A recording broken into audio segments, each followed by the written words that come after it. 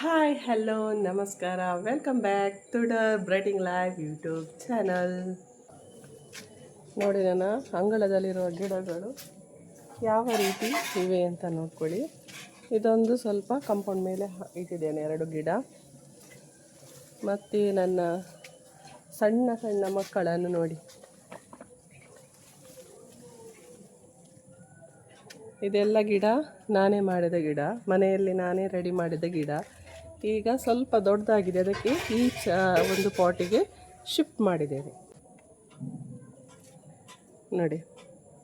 ಇದು ನನ್ನ ದೊಡ್ಡ ಪಾಟ್. ಇದು ಕೆಳಗೆ ಇಲ್ಲಿ ಈ ಪ್ಲೇಸಲ್ಲಿ ಇತ್ತು. ನಾನು ಪಾಟನ್ನು ಸ್ವಲ್ಪ ಮೇಲೆ ಇಟ್ಟಿದ್ದೇನೆ ಕೆಲವೊಂದು ರೀಸನಿಂದ. ಅದು ಅಲ್ಲೇ ಇಡೋದಿಲ್ಲ, ಅಲ್ಲಿಂದ ತೆಗಿತೇನೆ. ಆದರೆ ಇದು ನನ್ನ ಸಣ್ಣ ಸಣ್ಣ ಗಿಡಗಳು ನೋಡಿ. ಈ ಗಿಡವನ್ನು ನಾನೇ ಮಾಡಿದ್ದು ಮನೆಯಲ್ಲಿಯೇ. ಇದು ಕೆಲವೊಂದು ಗಿಡ ಹಾಳಾಗ್ತದೆ ನೋಡಿ ಮಳೆಗಾಲದಲ್ಲಿ. ಆ ಟೈಮಲ್ಲಿ ಇದನ್ನು ಆ ಪಾಟ್ಗೆ, ಆಗ ಈ ಸ್ವಲ್ಪ ದೊಡ್ಡದಾಗ್ತದೆ ಈ ಗಿಡ. ಅದನ್ನು ಮತ್ತೆ ನಾನು ದೊಡ್ಡ ಪಾಟಿಗೆ ಶಿಫ್ಟ್ ಮಾಡ್ತೇನೆ. ಹಾಳಾದಂತಹ ಗಿಡವನ್ನು ತೆಗೆದು ಹಾಕಿ ಇದನ್ನು ಹಾಕ್ತೇನೆ.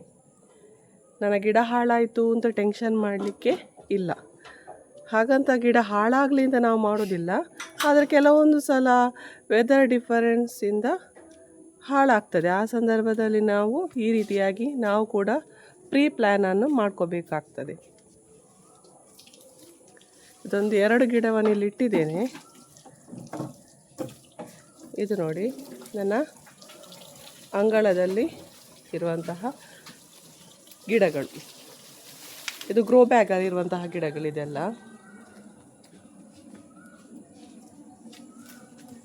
ನೋಡಿ. ಇದೆಲ್ಲ ಗ್ರೋ ಬ್ಯಾಗಲ್ಲಿರುವಂತಹ ಗಿಡ. ಇದರ ಬದಿಯಲ್ಲಿ ಒಂದು 2 ಪಾಟ್ ಇಟ್ಟಿದ್ದೇನೆ ಅಷ್ಟೇ. ಈ ರೀತಿಯಾಗಿದೆ. ಇದು ನನ್ನ ಅಂಗಳದಲ್ಲಿರುವಂತಹ ಗಿಡ.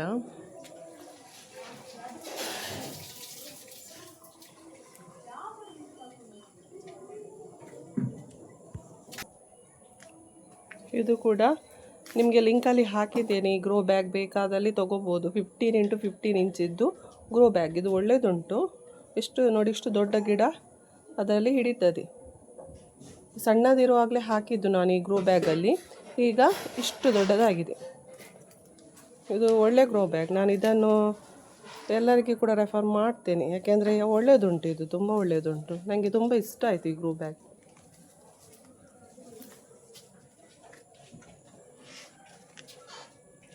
ನೋಡಿ ಈ ರೀತಿಯಾಗಿದೆ. ನನ್ನ ಕೆಳಗೆ ಇದ್ದ ಎಲ್ಲ ದೊಡ್ಡ ಪಾಟುಗಳು ಮೇಲೆ ಹೋಗಿದೆ ನೋಡಿ. ಎಲ್ಲ ಕಾಂಪೌಂಡ್ ಮೇಲೆ ಇಟ್ಟಿದ್ದೇನೆ. ಇಲ್ಲಿ ಕೆಳಗೆ ಸ್ಪೇಸ್ ಸಿಗ್ತಾ ಇರಲಿಲ್ಲ. ನಮ್ಮ ಮನೇಲಿ ಒಂದು ಸಣ್ಣ ಫಂಕ್ಷನ್ ಇದೆ, ಅದಕ್ಕೋಸ್ಕರ ಇದನ್ನು ಮೇಲೆ ಶಿಫ್ಟ್ ಮಾಡಿದ್ದೇನೆ ಅಷ್ಟೇ. ಈಗ ಸ್ವಲ್ಪ ಸ್ಪೇಸ್ ಉಂಟು ನೋಡಿ, ಅಂಗಳದಲ್ಲಿ ಸ್ಪೇಸ್ ಇದೆ ಅಲ್ವಾ.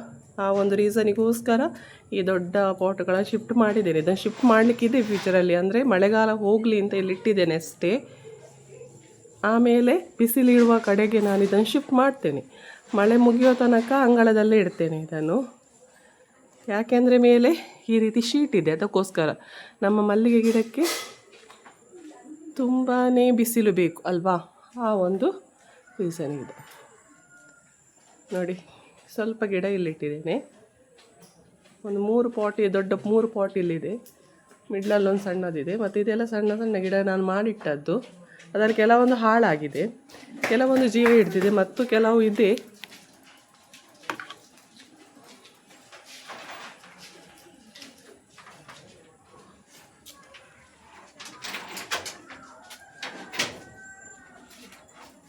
ನೋಡಿ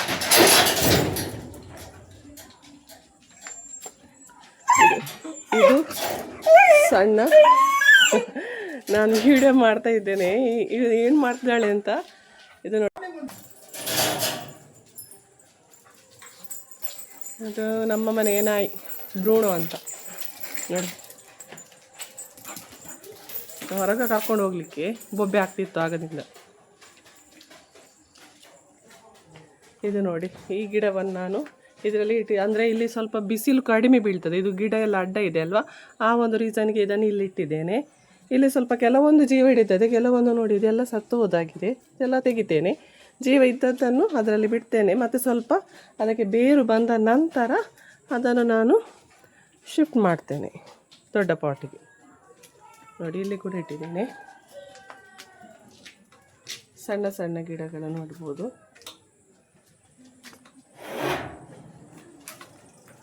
ನೋಡಿ ಈ ರೀತಿಯಾಗಿ ನಾನು ಸಣ್ಣ ಸಣ್ಣ ಗಿಡಗಳನ್ನು ಮಾಡ್ತೇನೆ.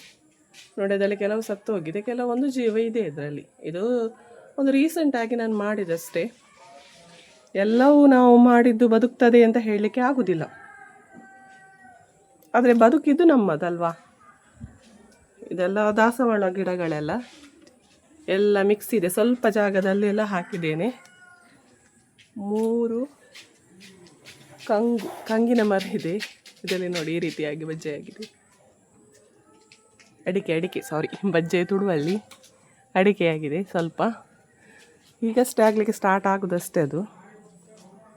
ನೋಡಿ ಇಷ್ಟೇ ಎತ್ತರದಲ್ಲಿ ಆಗಿದೆ.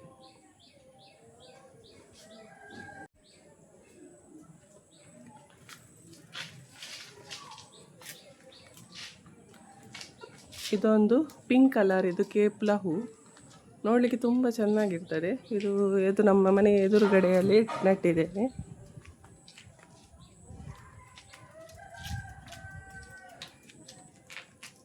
ನೋಡಿ ಈ ರೀತಿಯಾಗಿದೆ. ಈಗ ನಮ್ಮ ಇನ್ನೊಂದು ತೋಟಕ್ಕೆ ಹೋಗುವ. ಇದಿಷ್ಟು ನನ್ನದು ಅಂಗಳದಲ್ಲಿರುವಂತಹ ಗಿಡಗಳನ್ನು ತೋರಿಸಿದ್ದು ನಾನು ಯಾವ ರೀತಿ ಹೀಗೆ ಪ್ರೆಸೆಂಟಲ್ಲಿ ಯಾವ ರೀತಿಯಾಗಿ ಇದೆ ಅಂತ. ಬನ್ನಿ ಈಗ ನಾವು ನಮ್ಮ ಮನೆಯ ಮುಂದೆ ಇರುವಂಥ ತೋಟಕ್ಕೆ ಹೋಗುವ. ತೋಟ ತೋರಿಸಿದ್ದೇನೆ ನಾನು, ಮತ್ತೊಮ್ಮೆ ತೋರಿಸ್ತಾ ಇದ್ದೇನೆ ಅಷ್ಟೇ. ನೋಡಿ ಇದೊಂದು ನನ್ನ ಸಣ್ಣ ತೋಟ.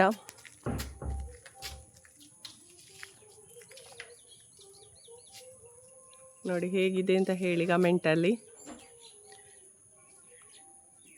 ಹಳದಿ ಕಾಣ್ತಾ ಉಂಟು, ಅಂದರೆ ತುಂಬ ಹಳದಿ ಏನಿಲ್ಲ, ಆದರೆ ಹೀಗೆ ತೋರಿಸುವಾಗ ಹಳದಿ ಕಾಣ್ತಾ ಉಂಟು. ಆದರೆ ಹಳದಿ ಆಗಿದೆ ಸ್ವಲ್ಪ, ಮಳೆ ಬಿಸಿಲು ಅಂತ ಹೇಳಿಕೊಂಡು. ಈಗ ಸ್ವಲ್ಪ ಗಿಡದಲ್ಲಿ ಹೂವು ಹಾಕಲಿಕ್ಕೆ ಸ್ಟಾರ್ಟ್ ಆಗಿದೆ.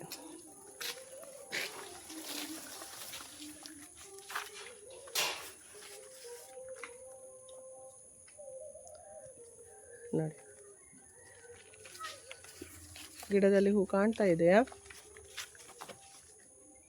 ಲೈಟಲ್ಲಿ ಈಗ ಹೂ ಆಗ್ತಾ ಉಂಟು. ಈಗ ಪ್ರೆಸೆಂಟ್ ನನಗೆ 1 ಅರಟಿಯಷ್ಟು ಸಿಗ್ತದೆ ಹೂ. ಈಗ ಇದೆಲ್ಲ ಮೊಗ್ಗುದು ಸ್ವಲ್ಪ ದೊಡ್ಡದಾದರೆ ಸ್ವಲ್ಪ ಜಾಸ್ತಿ ಸಿಗ್ಬೋದು.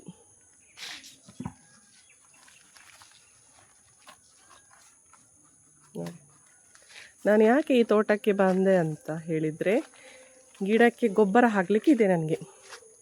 ಅದನ್ನು ಸ್ವಲ್ಪ ವಿಡಿಯೋ ಮಾಡುವ, ಅದರಲ್ಲಿ ಸ್ವಲ್ಪ ನಾನು ತಿಳಿಸಿಕೊಡುವ ನಿಮಗೆ ಅಂತ ಬಂದೆ ಅಷ್ಟೇ.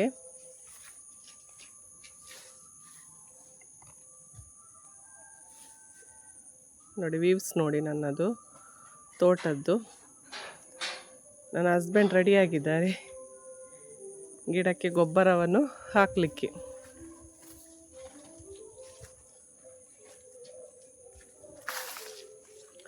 ನನ್ನ ಮಗಳು ಒಂದು ಸರ್ಕಸ್ ಮಾಡ್ತಿದ್ದಾಳೆ. ಅವಳಿಗೆ ಸೈಕಲ್ ಹೊಡಿಲಿಕ್ಕೆ ಬರಲ್ಲ, ಸರ್ಕಸ್ ಮಾಡ್ತಾ ಇದ್ದಾಳೆ.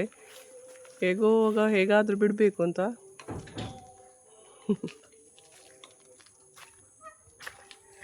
ಓಕೆ, ಈಗ ಯಾವೆಲ್ಲ ಗೊಬ್ಬರ ನಾನು ಆಗಲೇ ಹೇಳಿದೆ. ಮಳೆಗಾಲದಲ್ಲಿ ಯಾವ ರೀತಿ ಗೊಬ್ಬರ ಹಾಕಬೇಕು ಅಂತ. ಆದರೆ ಪ್ರೆಸೆಂಟ್ ಸಿಚುವೇಷನಲ್ಲಿ ಮಳೆ ತುಂಬಾ ಕಡಿಮೆ ಇದೆ. ಇದು ರೀಸನಿಂದ ನಾನು ಗೊಬ್ಬರ ಹಾಕಲಿಕ್ಕೆ ಸ್ಟಾರ್ಟ್ ಮಾಡಿದ್ದೇನೆ. ನೀವು ಕೂಡ ಹಾಕ್ತಾ ಇರ್ಬೋದು. ಹಾಕದವರು ಮಳೆ ಬರ್ತದೆ ಅಂತ ಹೇಳಿ ಕೆಲವರಿಗೆ ಹೆದರಿಕೆ ಇರ್ಬೋದು, ನಾನು ಗೊಬ್ಬರ ಹಾಕಿದರೆ ನನ್ನ ಗಿಡ ಹಾಳಾಗ್ತದೆ ಅಂತ. ಆದರೆ ಈ ಒಂದು ಸಿಚುವೇಷನಲ್ಲಿ ಅಂದರೆ ಮಳೆ ಕಡಿಮೆ ಇದ್ದ ಕಾರಣ ನಾನು ಗೊಬ್ಬರ ಕೂಡ ಹಾಕ್ಬೋದು. ನಾನು ಯಾವ ಗೊಬ್ಬರ ಹೇಳ್ತಾ ಇದ್ದೆ, ಅನ್ನಪೂರ್ಣ ಮತ್ತು ಯಾವುದು ಸುಫಲವನ್ನು ಹಾಕ್ಬೋದು ಮಳೆಗಾಲದಲ್ಲಿ ಅಂತ ಹೇಳಿದ್ದೆ. ಆದರೆ ಬಿಸಿಲಿಗೆ ಜಾಸ್ತಿ ಇರುವ ಕಾರಣ ನಾವು ಅಷ್ಟೇ ಹಾಕಿದರೆ ಸಾಕಾಗಲ್ಲ ಗಿಡಕ್ಕೆ. ಆದ ಕಾರಣ ನಾನು ಈ ಸಲ ಈ ಹರಳಿಂಡಿಯನ್ನು ಕೂಡ ಮಿಕ್ಸ್ ಮಾಡಿದ್ದೇನೆ. ನೋಡಿ ಇದರೊಟ್ಟಿಗೆ ಇದರಲ್ಲಿ ಅನ್ನಪೂರ್ಣ ಕೂಡ ಇದೆ. ಇದು ಅನ್ನಪೂರ್ಣ ಗೊಬ್ಬರ. ಇದರೊಟ್ಟಿಗೆ ಹರಳಿಂಡಿ ಹಾಕಬಾರ್ದು ಮಳೆಗಾಲದಲ್ಲಿ ಸಹಜವಾಗಿ. ಆದರೆ ನನಗೆ ಈ ಬಿಸಿಲಿದ್ದ ಕಾರಣ ಅದಕ್ಕೆ ಸಾಕಾಗಲ್ಲ, ಈ ಒಂದು ಯಾವುದು ಅನ್ನಪೂರ್ಣ ಸಾಕಾಗಲ್ಲ. ಅದಕ್ಕೋಸ್ಕರ ಗಿಡ ಸ್ವಲ್ಪ ಒಳ್ಳೆಯದಾಗಲಿ ಅಂತ ಹೇಳಿ ನಾನು ಈ ಒಂದು ಹರಳಿಂಡಿಯನ್ನು ಹಾಕ್ತಾ ಇದ್ದೇನೆ. ಇದನ್ನು ನಾನು ಇದಕ್ಕಿಂತ ಮೊದಲು ಕೂಡ ಹೇಳ್ಬೋದಿತ್ತು, ಆದರೆ ನಾನು ಪ್ರಯೋಗ ಮಾಡದೆ ನಿಮಗೆ ಹೇಳಲಿಕ್ಕೆ ಸಾಧ್ಯ ಇಲ್ಲ ಅಲ್ಲ, ಆ ಒಂದು ಕಾರಣಕ್ಕೆ ನಾನು ಇದನ್ನು ವಿಡಿಯೋ ಮಾಡಿರಲಿಲ್ಲ. ಈಗ ಯಾಕೆ ವಿಡಿಯೋ ಮಾಡ್ತಾ ಇದ್ದೇನೆ ಅಂತ ಹೇಳಿದರೆ, ನನ್ನದು ಟೆರೆಸ್ ಮೇಲೆ ಇರುವಂತಹ ಗಿಡಕ್ಕೆ ನಾನು ಹಾಕಿದ್ದೇನೆ, ಹಾಗೆ ಏನು ಪ್ರಾಬ್ಲಮ್ ಆಗಲಿಲ್ಲ. ಆ ಒಂದು ರೀಸನಿಗೆ, ಅಂದರೆ ಸ್ವಲ್ಪ ಸ್ವಲ್ಪ ಮಳೆ ಬರ್ತಿದ್ರೆ ಏನಾಗಲ್ಲ, ಕಂಟಿನ್ಯೂಸ್ ಮಳೆ ಬಂದರೆ ದಯವಿಟ್ಟು ಈ ಹರಳಿಂಡಿಯನ್ನು ಹಾಕಬೇಡಿ. ಈಗ ನನಗೆ ಮಾತ್ರ ನಮ್ಮ ಊರಲ್ಲಿ ಈಗ ಅಷ್ಟು ಕಂಟಿನ್ಯೂಸ್ ಮಳೆ ಇಲ್ಲ, ಮಳೆಯೇ ಇಲ್ಲ, ಕೆಲವೊಂದು ಸಲ ಬರ್ತದೆ ಹೋಗ್ತದೆ ಅಷ್ಟೇ. ಆಗಿರುವಾಗ ನಾವೇನು ಮಾಡ್ಬೋದು, ಈ ಹರಳಿಂಡಿಯನ್ನು ಗಿಡಕ್ಕೆ ಹಾಕ್ಬೋದು. ಅದಕ್ಕೆ ಕೂಡ ಸ್ವಲ್ಪ ಪೋಷಕಾಂಶ ಬೇಕಲ್ವ. ನಾವು ಖಾಲಿ ಕಾಂಪೋಸ್ಟ್ ಗೊಬ್ಬರ ಹಾಕಿದರೆ ಸಾಕಾಗಲ್ಲ, ಅದರಲ್ಲಿ ಹೂವಾಗಬೇಕು, ಉತ್ತಮ ರೀತಿ ಇಳುವರಿ ಪಡಿಬೇಕು ಅಂತ ಇದ್ದರೆ ನಾವು ಕೆಲವೊಂದು ವೆದರ್ಗೆ ತಕ್ಕ ಹಾಗೆ ನಾವು ಕೂಡ ಕೆಲವೊಂದು ಬದಲಾವಣೆಗಳನ್ನು ಮಾಡ್ಕೋಬೇಕಾಗ್ತದೆ. ಅದಕ್ಕೋಸ್ಕರ ನಾನೇನು ಮಾಡ್ತಾ ಇದ್ದೇನೆ ಅಂದರೆ, ಈ ಸಲ ಈ ಒಂದು ಹರಳಿಂಡಿ ಮತ್ತು ಇದನ್ನು ಹಾಕ್ತಿದ್ದೇನೆ, ಯಾವುದು ಅನ್ನಪೂರ್ಣ ಹಾಕ್ತೇನೆ. ಅದರ ಒಟ್ಟಿಗೆ ನಾನು ಸುಫಲವನ್ನು ಕೂಡ ಹಾಕ್ತಾ ಇದ್ದೇನೆ. ಇದು ಒಟ್ಟಿಗೆ ಹಾಕಿದರೆ ಏನು ಪ್ರಾಬ್ಲಮ್ ಇಲ್ಲ ನೋಡಿ. ಈ ಸುಫಲವನ್ನು ಕೂಡ ಹಾಕ್ತಾ, ಇದರ ಬಗ್ಗೆ ನಾನು ವಿಡಿಯೋ ಮಾಡಿದ್ದೇನೆ ಲಾಸ್ಟ್ ಟೈಮ್ ಅನ್ನಪೂರ್ಣ ಮತ್ತು ಸುಫಲ ಹಾಕೋದು ಅಂತ. ಇದರೊಟ್ಟಿಗೆ ನಾನು ಈ ಸುಫಲ ಹಾಕ್ತಾ ಇದ್ದೇನೆ. ಅಷ್ಟೇ ಸಾಕಾಗದೆ ನೋಡಿ. ಆಗಲೇ ನಾನು ತೋರಿಸಿದೆ ನನ್ನ ಗಿಡ ಇದರಲ್ಲಿ ಹಳದಿ ಆಗ್ತಾ ಬಂದಿದೆ ಸ್ವಲ್ಪ ಅಂತ. ಅಂದರೆ ಕಂಪ್ಲೀಟ್ ಹಳದಿ ಏನಾಗಲಿಲ್ಲ, ಅದು ಸ್ವಲ್ಪ ಸ್ವಲ್ಪ ಹಳದಿ ಆಗ್ತಾ ಬಂದಿದೆ. ಅದಕ್ಕೆ ಏನು ಆ ಮೆಗ್ನೀಷಿಯಮ್ ಕೊರತೆ ಇದ್ದ ಕಾರಣ ಅದು ಆ ರೀತಿಯಾಗಿ ಬರ್ತದೆ. ಅಂದರೆ ಮಳೆಗಾಲದಲ್ಲಿ ಎಸ್ಪೆಷಲಿ, ಅಂದರೆ ಉಳಿದ ಟೈಮಲ್ಲಿ ಬೇರೆ ಬೇರೆ ರೀಸನಿಂದ ಕೂಡ ಆಗ್ಬೋದು. ಆದರೆ ಒಂದು ಸಲ ಜಾಸ್ತಿ ಮಳೆ ಬಂದು ಮತ್ತೆ ಕಡಿಮೆ ಆಗಿದೆ ಈಗ ಮಳೆ, ಆದರೆ ಅದಕ್ಕೆ ತಕ್ಕ ಒಂದು ಪ್ರೋಟೀನ್ಸ್ಗಳನ್ನು ನಾವು ಕೊಡಲೇಬೇಕಾಗ್ತದೆ. ಅದರಲ್ಲಿ ಏನು ಕೊರತೆ ಇದೆ ಅಂತ ನಾವೇ ಫೈಂಡ್ ಔಟ್ ಮಾಡಿಕೊಂಡು ಏನು ಮಾಡಬೇಕಾಗ್ತದೆ, ಅದಕ್ಕೆ ಏನು ಬೇಕು ಅದನ್ನು ನಾವು ಕೊಡಬೇಕಾಗ್ತದೆ. ಅದಕ್ಕೋಸ್ಕರ ನಾನು ಈ ಸಲ ನೋಡಿ ಈ ಮಲ್ಟಿಪ್ಲೆಕ್ಸ್ ಇದೆ ಅವರದೇ ಪ್ರಾಡಕ್ಟ್. ಇದು ಕೂಡ ನಾನು ಹೆಚ್ಚಾಗಿದ್ದರೆ ಮಲ್ಟಿಪ್ಲೆಕ್ಸ್ ಇದೆ ಯೂಸ್ ಮಾಡ್ತೇನೆ. ನನಗೆ ಯಾಕೆಂದರೆ ಇದು ಒಳ್ಳೆಯದಾಗಿದೆ. ನಾನು ಇಷ್ಟು ವರ್ಷದಿಂದ ಇದನ್ನೇ ಯೂಸ್ ಮಾಡ್ತಾ ಇದ್ದೇನೆ. ನಾನು ಈ ಒಂದು ಮಲ್ಟಿಮ್ಯಾಗನ್ನು ಮಾತ್ರ ಪ್ರತಿ ಸಲ ಯೂಸ್ ಮಾಡಲ್ಲ. ಮಳೆಗಾಲದಲ್ಲಿ ಸ್ವಲ್ಪ ಈ ರೀತಿ ಪ್ರೋಟೀನ್ ಅಂಶ ಕಡಿಮೆ ಇದ್ದಾಗ, ಆದರೆ ಮೆಗ್ನೀಷಿಯಮ್ ಕೊರತೆ ಇದ್ದಾಗ, ಅಥವಾ ಬೇರೆಯವರು ಬೇರೆ ಬೇರೆ ರೀತಿಯಾಗಿ ಯೂಸ್ ಮಾಡ್ತಾರೆ. ಬಟ್ ನಾನು ಮಾತ್ರ ಇದನ್ನೇ ಹಾಕೋದು. ಆದ ಕಾರಣ ಈ ವರ್ಷ ಕೂಡ ಇದನ್ನೇ ತೊಗೊಂಡು ಬಂದಿದ್ದೇನೆ, ಇದನ್ನೇ ಹಾಕ್ತೇನೆ ಕೂಡ. ನೋಡಿದು ಮಲ್ಟಿಮ್ಯಾಗ್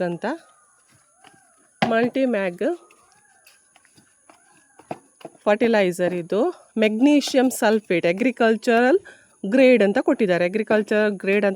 ಕೆಳಗೆ ನೋಡ್ಬೋದು ನೀವು, ಮೆಗ್ನೀಷಿಯಮ್ ಸಲ್ಫೇಟ್. ಇದು ಯಾವ ರೀತಿಯಾಗಿದೆ ಅಂತ ತೋರಿಸ್ತೇನೆ ನೋಡಿ.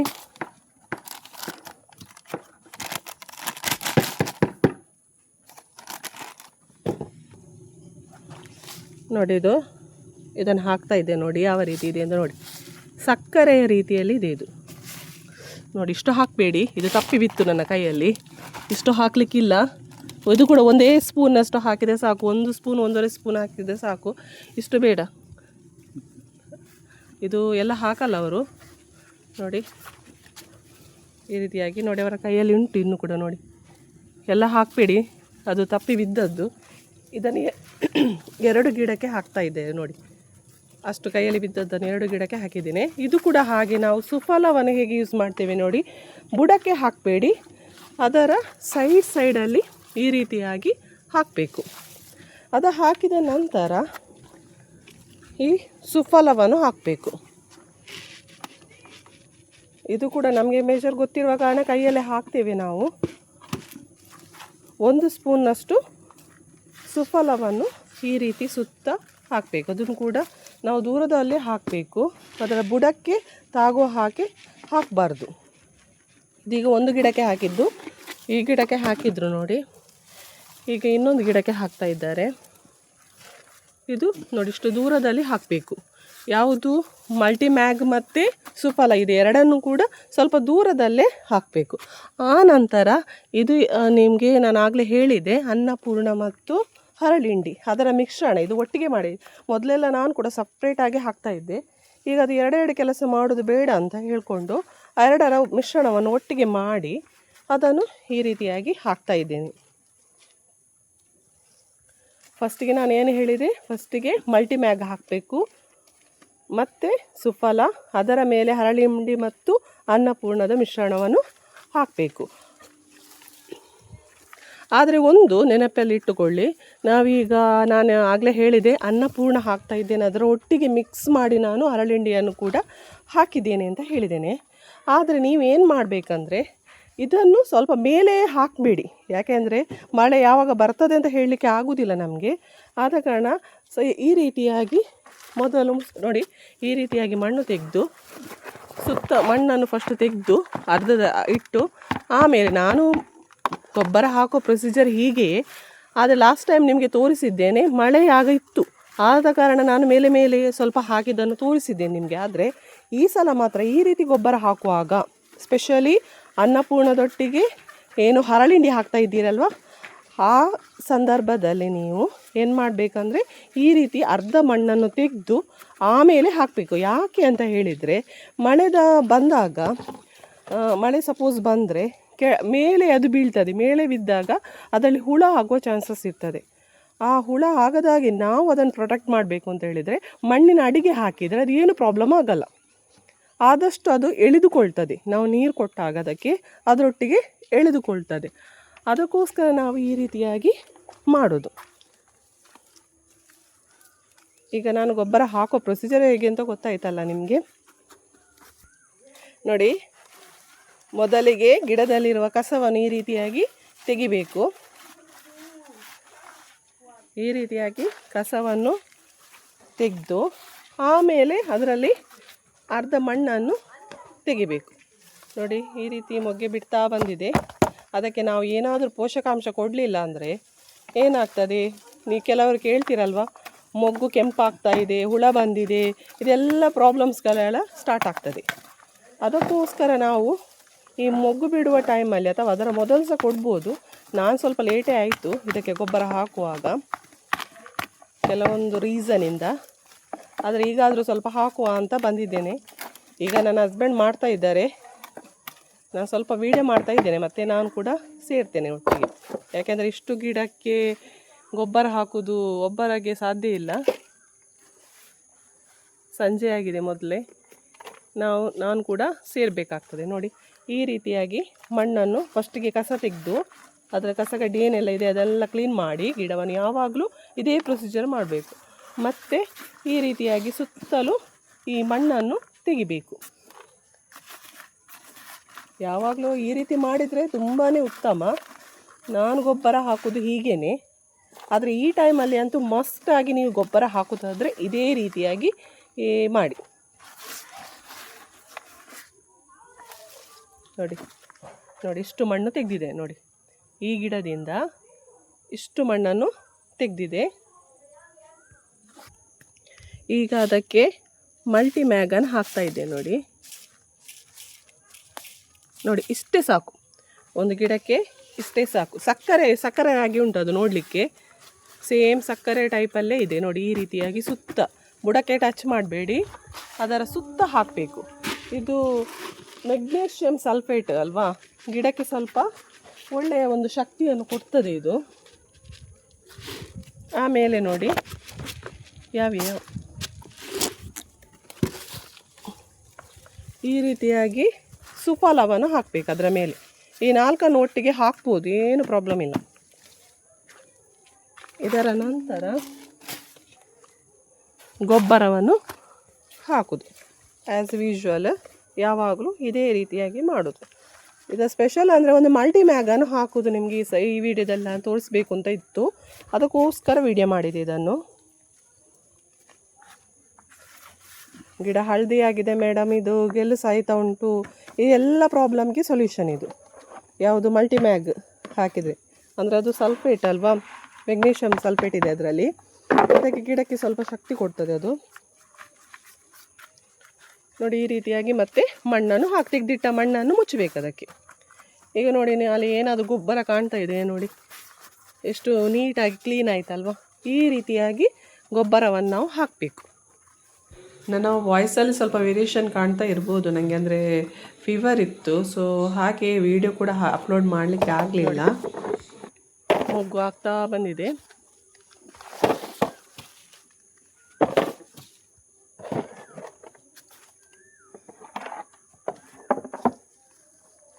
ಇದೇ ರೀತಿಯಾಗಿ ಪ್ರತಿಯೊಂದು ಗಿಡಕ್ಕೂ ನಾನು ಗೊಬ್ಬರವನ್ನು ಹಾಕಬೇಕಾಗ್ತದೆ. ಇನ್ನೊಮ್ಮೆ ಹೇಳ್ತಾ ಇದ್ದೇನೆ, ಫಸ್ಟಿಗೆ ನಾವು ಮಲ್ಟಿಮ್ಯಾಗನ್ನು ಹಾಕಬೇಕು. ಆಮೇಲೆ ಅದು ಸ್ವಲ್ಪ ಸಕ್ಕರೆ ಟೈಪಲ್ಲಿದೆ, ನಿಮಗೆ ಐಡೆಂಟಿಫೈ ಮಾಡಲಿಕ್ಕೋಸ್ಕರ ಹೇಳ್ತಾ ಇದ್ದೇನೆ ಅಷ್ಟೇ. ಮತ್ತು ಸುಫಲವನ್ನು ನೋಡಿದ್ದೀರಿ ನನ್ನ ಹಿಂದಿನ ವಿಡಿಯೋದಲ್ಲಿ ಕೂಡ. ಆಮೇಲೆ ಅನ್ನಪೂರ್ಣ ಗೊಬ್ಬರ ಮತ್ತು ಅದರೊಟ್ಟಿಗೆ ಹರಳೆಂಡಿ, ಇಷ್ಟ ಮಿಶ್ರಣವನ್ನು ನಾನು ಈ ಸಲ ಹಾಕ್ತಾ ಇದ್ದೇನೆ.